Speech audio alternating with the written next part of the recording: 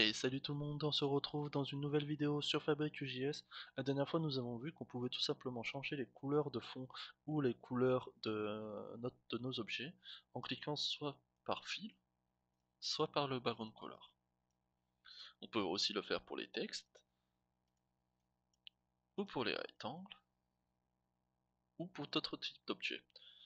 Maintenant, si on réfléchit, on va tout simplement dire qu'on veut changer la taille de enfin pas la taille, mais la police de notre objet. Par exemple, là en fait on est sur du Times New Roman. Mais moi par exemple, bon bah cette police me plaît pas, j'ai envie d'utiliser une autre, par exemple soit de l'Arial ou du Georgia. Alors sachez que Fabric.js nous apporte dans nos objets texte le font family. Donc là si je rajoute font family et que je décide de rajouter de l'Arial, alors il va être totalement possible.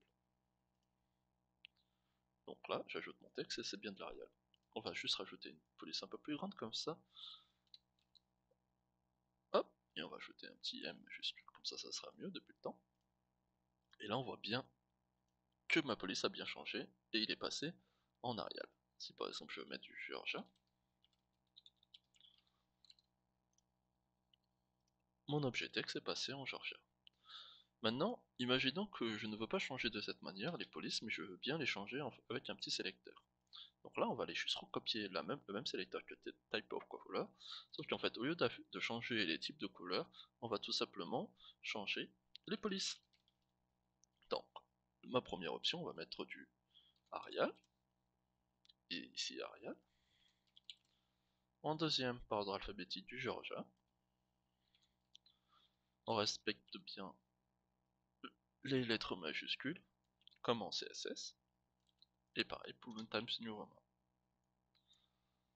Hop, on va dire ici, comme ça va le modifier en même temps. N majuscule, R majuscule, roman. Maintenant qu'on a créé notre sélecteur, si je rafraîchis, ma page tout simplement, je vois que j'ai mon sélectionne avec les types de police. Si j'ajoute mon texte, et non j'achète, si j'ajoute mon texte et que je décide de changer ma police, alors je voudrais bien que ça change automatiquement ma police. Bon, je pense que vous connaissez la chanson, on va tout simplement lancer un événement de police, qui sera un événement au changement, qui va lancer une fonction, et qui va du coup récupérer sa valeur, pour après changer mon objet actuellement sélectionné. Donc là je fais var, pour aller récupérer mon objet qui est sélectionné, active objet pour récupérer mon objet actuellement sélectionné. Sachez que si vous décidez de rajouter un S, alors ça va vous renvoyer tous les objets qui sont actuellement sélectionnés. Vu que pour le coup on a besoin que de modifier qu'une seule valeur à la fois, alors on va tout simplement enlever le S. Le résultat quand vous mettez le S, ça va tout simplement vous renvoyer un tableau d'objets. Là pour le coup ça me renvoie qu'un seul objet. Et là je fais donc texte set de, donc là vu que c'est la police donc family, et on récupère bien sûr la police de mon sélecteur police. On n'oublie pas de rendre le rendu, donc comme va render raw, on enregistre, on rafraîchit la page. J'ajoute mon texte, je le sélectionne, je mets par exemple du Georgia, ça me met du Georgia, je mets du Times New Roman, ça me met du Times New Roman, ou alors je mets de l'Arial, et ainsi de suite. Maintenant je voudrais faire en sorte que quand je sélectionne mon objet, que ce soit un rectangle, un triangle, je voudrais aussi que toutes les informations se mettent à jour. Que ce soit le fil, le background color, ou alors l'Arial, ou tout simplement la police, et bien sûr d'autres options plus tard, par exemple si c'est du gras ou autre chose, alors ça va me mettre tout à jour. Alors bien sûr, pour pouvoir que ça fonctionne, on va tout simplement aller retourner dans notre fonction qui s'appelle beforeTransform. BeforeTransform, je ne sais pas si vous vous souvenez, c'est tout simplement une fonction qui va se lancer avant la transformation de notre objet. Donc en général, dès que vous cliquez sur un objet, vous lancez la fonction. Par exemple là j'ai cliqué, et le résultat de ma fonction s'est lancé au moment du beforeTransform. Bien sûr, ça peut marcher. Cette fonction va fonctionner peu importe le type d'objet, que ce soit un texte, un rectangle, un cercle. Donc au lieu de préciser que le nom de ma variable ce sera texte, on va tout simplement dire que c'est l'objet, parce qu'il peut avoir tout type d'objet. Donc après, on va tout simplement aller vérifier le type de nos objets, et le moyen de pouvoir récupérer le type de nos objets, c'est la propriété type. Donc on va faire un petit console log de type, de objet.type. Ça, je vais le mettre en commentaire, pour pas que ça se lance. J'ajoute mon texte, j'ouvre l'inspecteur, je vais dans ma console, je le sélectionne, et ça me dit que c'est un objet de type i-text. Pour le triangle, c'est de triangle. Si c'est rectangle, c'est de rect. Si c'est le cercle, c'est circle. Donc maintenant qu'on a cette information, on va tout simplement dire que si le type de mon objet est de type iText,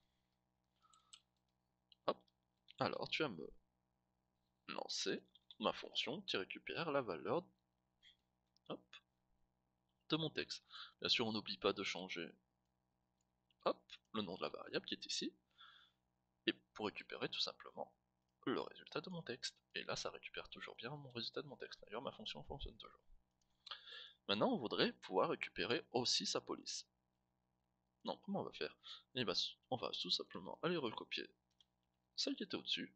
On va changer l'ID, ce ne sera pas l'ID de mon texte, mais l'ID de police.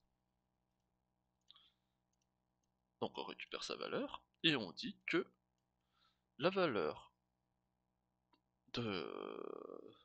de la police est tout simplement objet.fontFamily.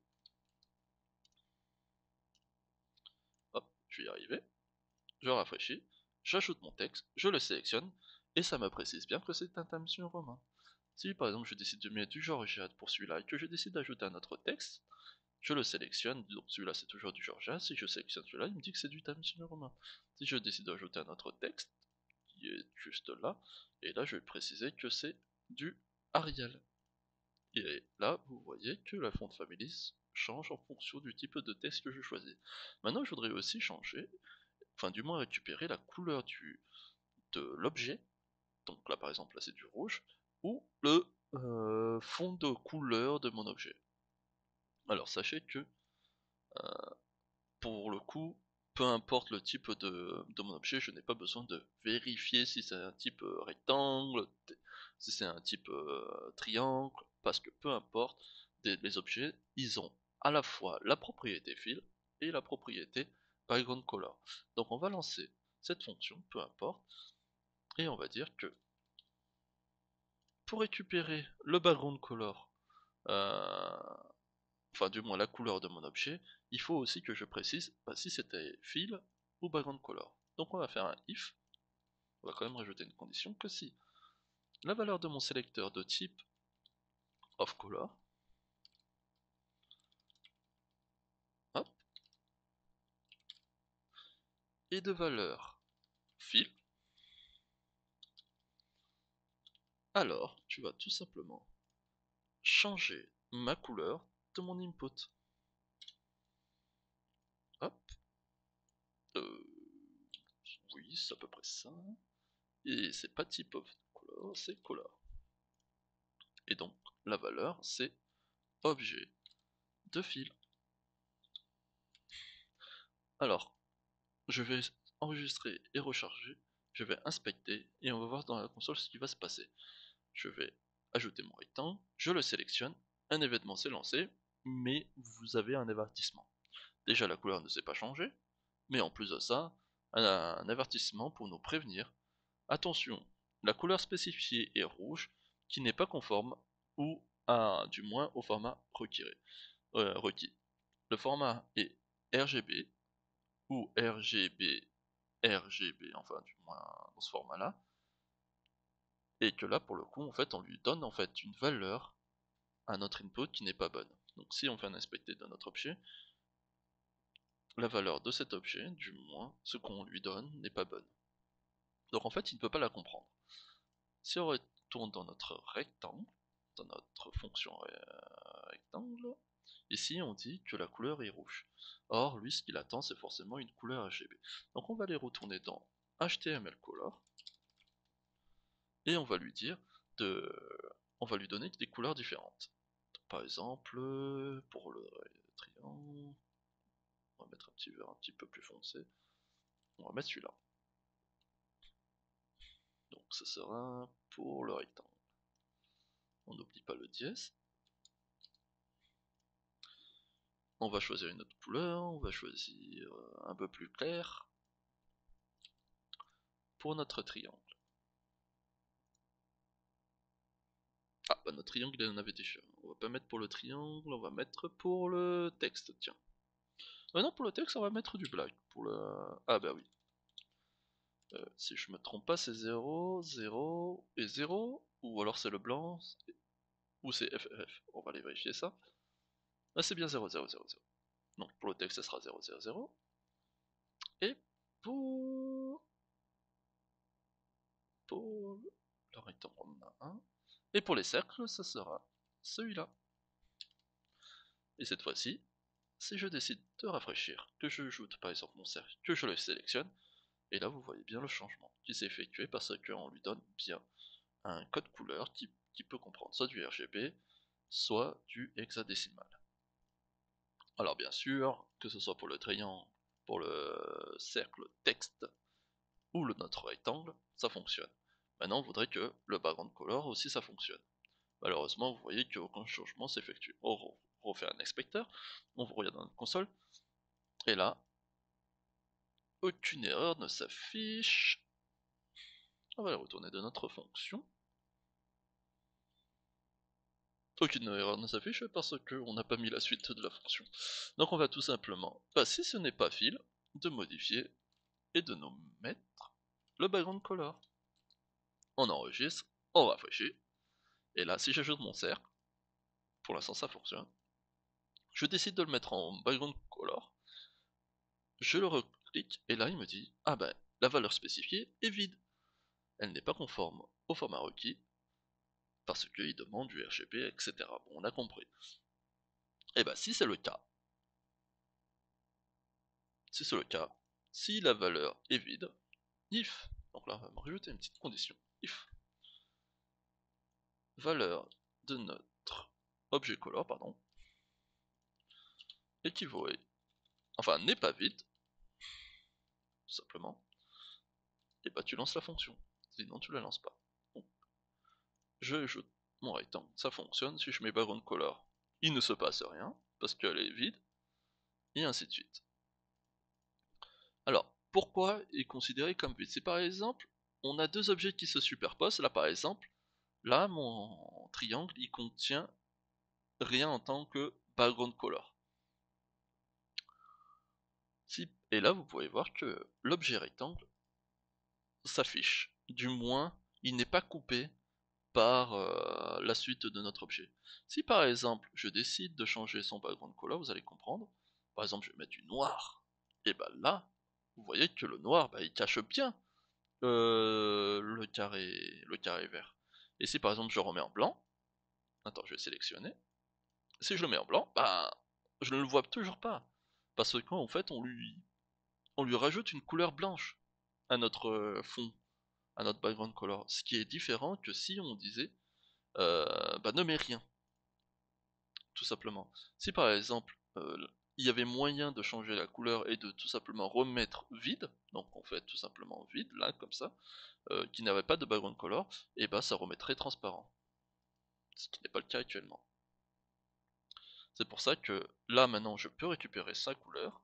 Si par exemple je décide de rajouter par exemple du rouge, je sélectionne celui-là, là il n'y a rien. Par contre si je... attendez, on va rajouter plutôt un... Non, on va pas rajouter un autre rectangle, on va rajouter un autre triangle qui va contenir par exemple du blanc. Donc celui-là c'est blanc, si je sélectionne celui-là, ça me met bien la bonne couleur. Donc, ça fonctionne.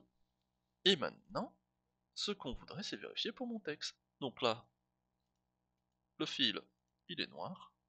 Sinon, le background color, il n'y a rien. Donc du coup, il me met toujours du noir ou du blanc, en fait, la couleur de base. Je crois que c'est couleur noire. Donc si je sélectionne par exemple celui-là, mon triangle, ça va m'afficher ma petite couleur marron. Sinon, je sélectionne celui-là, ça me met ma petite couleur gris. Donc ça fonctionne. Maintenant, je voudrais que moi je sélectionne un objet, et que si je décide de sélectionner soit fil, soit background color, et mon input se met à jour. Là, actuellement il ne se met pas à jour. Donc en fait, on va tout simplement lancer un événement sur le type of color, donc on n'en a pas actuellement, donc on va retourner en arrière, et on va dire que dans le type color, tu vas me lancer un événement de change, qui va lancer une fonction, qui va changer la valeur de color, donc val, et qui va obtenir, donc si le type of color, donc if type of color, alors on va juste recopier ça, ça n'a pas besoin de la réécrire. Si le type of color vaut background color, alors tu vas me récupérer le background color de mon objet, donc background color, et bien sûr on n'oublie pas de créer une variable objet qui récupère le premier objet qui est active, hop, sinon, ah, sinon tu me récupères le fil. Et là maintenant, je recharge, je sélectionne mon texte, alors cette fois-ci on va vraiment mettre une couleur de fond, là on va prendre un cercle, on va lui mettre une couleur de fond, comme ça on verra bien tous les changements. Si je sélectionne cet objet ou cet objet, on voit bien que la couleur de background color change. Sauf que là en fait si je décide de mettre fil, là ça me met bien noir, sinon c'est bien mon marron, et ainsi de suite. Et pareil pour mon triangle. Sauf que là, bon bah là il n'y a pas de fond, donc ça met du noir. Petit dernier truc, un dernier point pour finir la vidéo. Je sais que la vidéo est un peu plus longue que d'habitude, mais cette fois-ci on va juste rajouter un bouton supplémentaire, ça va pas prendre très longtemps, qui sera le bouton supprimer. Donc on va ajouter un bouton qui sera de l'ID delete, et on va lui dire que c'est supprimer l'objet. Je pense qu'à des moments où vous vous amusez, en fait, vous voudrez bien supprimer l'objet, et après, bon, bah, j'arrive pas à le supprimer, alors je le dégage, je le cache, mais bon, ça serait quand même bien d'avoir un petit bouton qui supprime vraiment l'objet de notre Canva. Donc maintenant qu'on a notre bouton ID delete, on va redescendre tout en bas, on va aller rajouter un événement de delete, donc on de click, qui va lancer une fonction, et qui va tout simplement prendre le premier objet qui est sélectionné, donc var objet de Canva getActiveObjet, et de lui dire que un autre Canva supprime-moi mon objet. Et la fonction qui permet de supprimer, c'est tout simplement la fonction de remove de Canva. Et il va automatiquement supprimer notre objet. On n'oublie pas de rendre le rendu.